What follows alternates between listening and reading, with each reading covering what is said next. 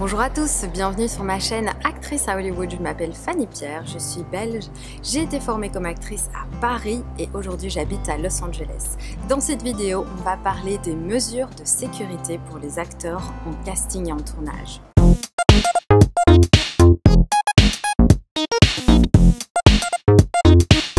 Tout d'abord, sachez que si vous avez envie de devenir un acteur professionnel, eh bien vous pouvez prendre des cours avec moi pour devenir acteur sur www.actriceahollywood.com. Alors, pourquoi est-ce que c'est important de connaître les mesures de sécurité en tournage quand on est mineur? Eh bien parce qu'en général, les mineurs, ils ne travaillent pas, ils ne font pas partie du marché du travail, mais comme le milieu du cinéma est un milieu un petit peu spécial, eh bien ça se peut que quand on n'est pas encore adulte, quand on n'a pas encore 18 ans, on soit sur des plateaux de travail et de tournage et qu'on travaille comme acteur.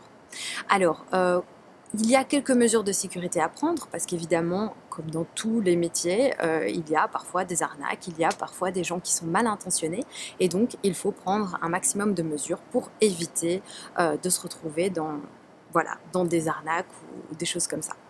Alors la première chose à faire, c'est d'avoir peut-être une adresse email qui n'est vraiment que pour les castings. Donc si vous êtes un acteur mineur et que vous voulez répondre vous-même aux annonces de casting, eh bien vous créez une adresse email juste pour ça. Donc ça permet que si jamais il y a un souci, vous changez d'adresse email, cette personne-là ne connaît pas vos informations privées. Sinon ce que vous pouvez faire, c'est aussi utiliser l'adresse email de vos parents et postuler via l'adresse email de vos parents, et du coup ça va peut-être un peu freiner les gens qui aimeraient abuser de votre âge, de votre innocence, de vous sur les plateaux de tournage. Ensuite, pareil pour votre numéro de téléphone. On ne donne jamais son numéro de téléphone quand on est mineur à une annonce de casting, on donne le numéro de téléphone de ses parents. On ne donne pas non plus son adresse postale. De toute façon, ils n'ont pas besoin de savoir votre adresse postale pour passer un casting. Peut-être après, quand on signe un contrat, parce qu'on a effectivement obtenu le rôle et qu'on va aller en tournage et tout ça, on a besoin de donner son RIB, etc. Mais ça, c'est vraiment... Limite, on peut même le faire le premier jour du tournage, quand on arrive sur le plateau. Et donc là, au moins, on est sûr que c'est vrai. Après ça, on ne donne jamais ces informations, comme je le disais, bancaires à l'avance, sûrement pas, ni son RIB, ni quoi que ce soit, vraiment, sauf si vous êtes en tournage, vous avez été confirmé pour le rôle et vous voyez que c'est clair et net, que vous savez qui est le producteur, qui sont les personnes qui font partie du tournage, etc.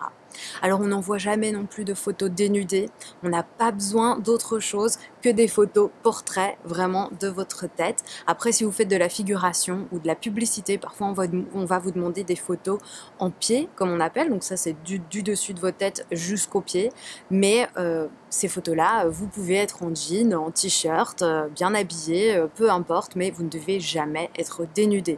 Si on vous demande d'envoyer des photos dénudées, ça sent mauvais. Alors, toujours rechercher quelle est la personne qui poste l'annonce. Qui est le nom du directeur de casting, le réalisateur, est-ce que c'est un étudiant, de quelle école, est-ce qu'il fait partie, etc.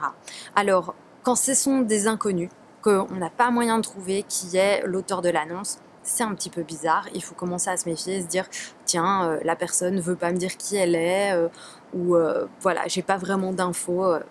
C'est un peu louche. Après, quand vous voulez trouver qui est cette personne, si on vous donne un nom de quelqu'un, par exemple moi, Fanny Pierre, vous n'avez pas de doute sur qui je suis derrière ma chaîne YouTube, eh bien vous pouvez toujours aller chercher sur Google, vous googlez le nom de la personne et vous regardez qui est cette personne, qu'est-ce qu'elle a fait, son parcours, etc. Parfois, les gens ont une page Wikipédia. Si les gens n'ont pas de page Wikipédia, ils ont peut-être un site privé, une page Facebook, une page Instagram. Ça vous permet de voir un peu s'ils sont vrais. Après ça, les meilleurs moyens professionnels de trouver, c'est le site IMDb.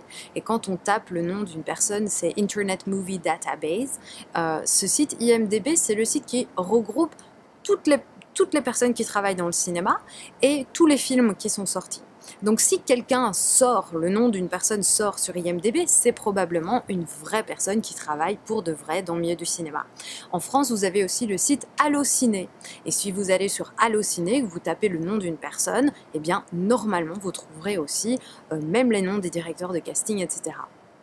Alors quand vous allez en casting ou en tournage, vous devez toujours être accompagné d'un adulte tant que vous êtes mineur.